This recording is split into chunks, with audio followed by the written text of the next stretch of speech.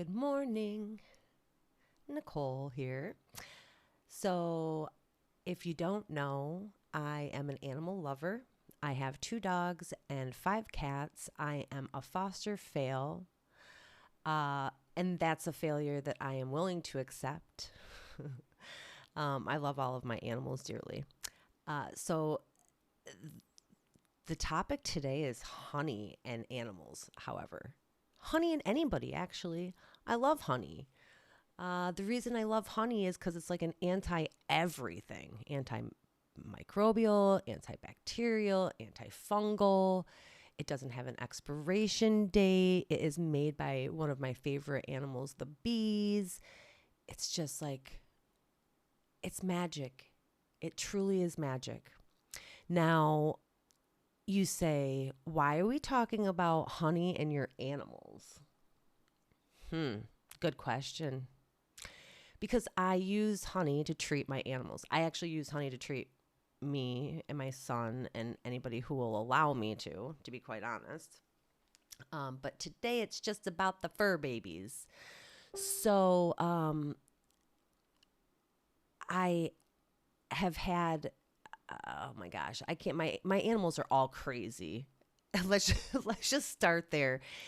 So I believe the first injury was to Lola, and I have no idea what Lola got. Lola is Tabby cat, and she's a big girl. She's a pretty girl, but she's a big girl, and she doesn't move fast because she's a big girl. And I think she got tangled up with an iguana, and that iguana got her and got her good. I think I'm lying right now. I am mixing up animals. This was Smokey that this happened to. Let me take it back. So, Smokey is the Ohio barn cat. He was my first cat that I ever owned as an adult. Um, the second cat I've ever owned in my life because I was allergic to cats. And we'll talk about allergies to cats on another episode. So, catch that one later. So, let's go back to Smokey's injury. So it was, I believe, a tangle with an iguana. Iguana sliced his tail open. And when I say open, I could see vertebrae. I could see tissue. I could see every single thing in the world that I didn't want to see in the anatomy of my cat. So I got so scared. And at the time that this happened, and mind you, I'm in Florida and everything is super expensive and it's COVID and there's nothing available. There's no care for people. There's no care for animals. There's just, not much, happening. And I don't know what the heck to do.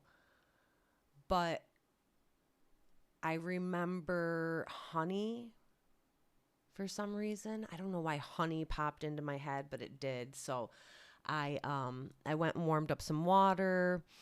I diluted probably about a quarter of a teaspoon in maybe a quarter of a cup of water, maybe a third of a cup of water. It wasn't a lot. None of this is a lot.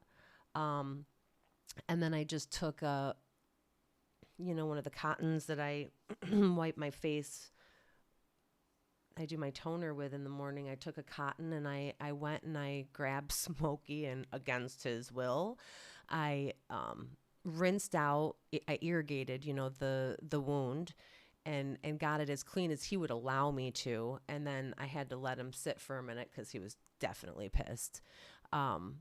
Then I went back and gave him some triple antibiotic ointment, and I just kind of just smeared it in there and prayed because you if you know Smokey, and I know you don't, so let me share with you. He's crazy, and he's an outdoor cat because he was a barn cat from Ohio, and you cannot civilize a barn cat from Ohio.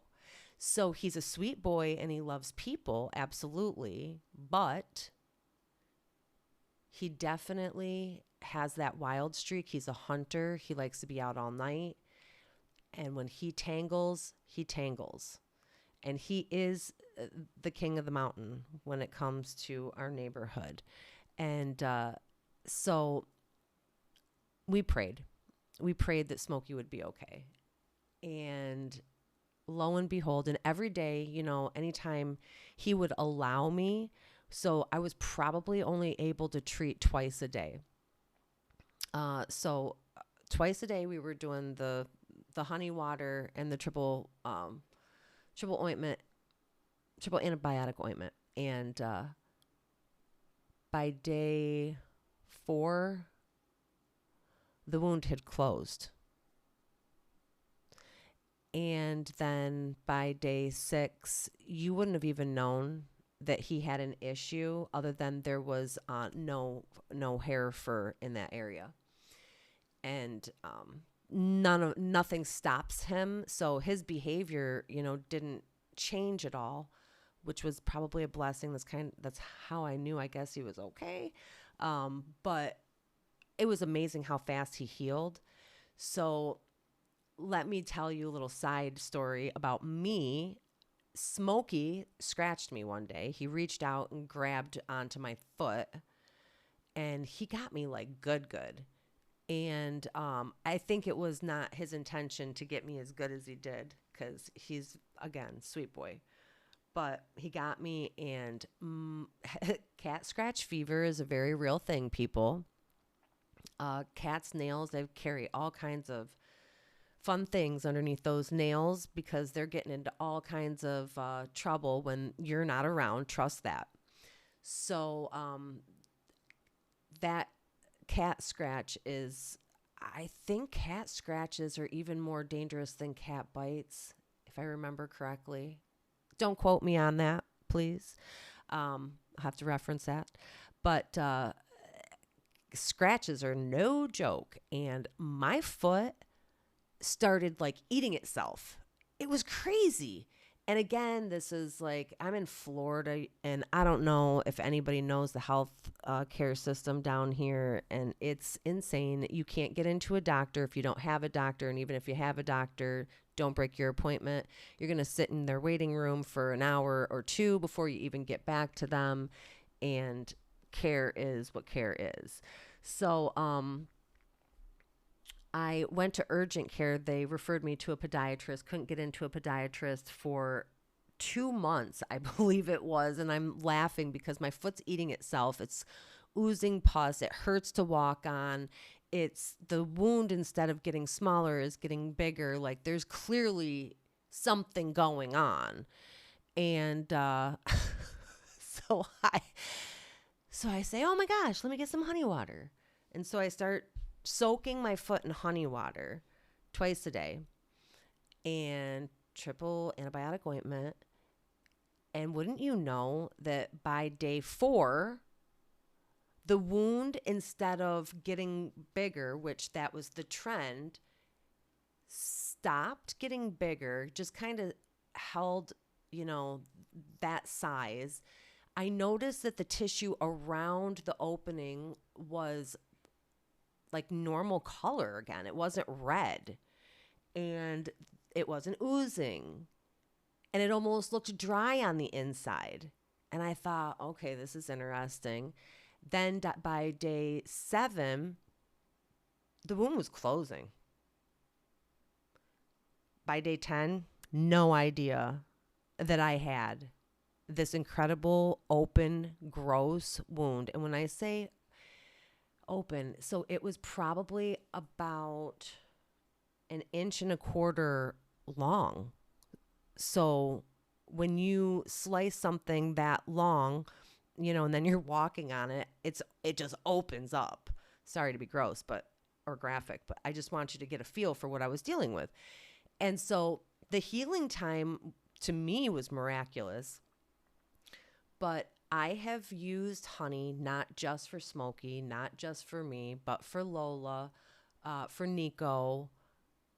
And anytime I see a wound, I absolutely am flushing the area with honey water. And I don't want you to ever take anything that I say at face value, or anything that anybody says, to be quite honest, at face value. Do your own research. Try it out yourself. If you experience what I experience, then you know it to be true. I have learned from experience, I have learned from other people's experience, and I want to share what I know because I feel it not only is beneficial, but it's cost effective and it's less invasive and it's less harmful to you and you whoever you're treating and the environment.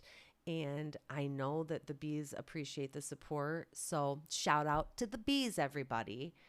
We need to make sure that they have what they need so that we have what we need because we're all in this together.